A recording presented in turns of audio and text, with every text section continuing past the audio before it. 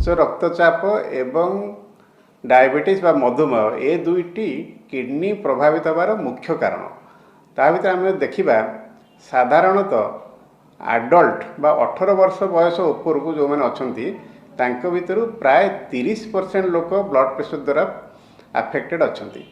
एवं जदि आपण देखिए रूराल एरिया बा अर्बन एरिया अर्बन एरिया बा टाउनशिप रे आहरी अधिक लोक ब्लड प्रेशर द्वारा अफेक्टेड होती। ब्लड प्रेशर डायरेक्ट इफेक्ट चारोटी जिनस अच्छी गोटे है ब्रेन, हार्ट, किडनी एवं आखि।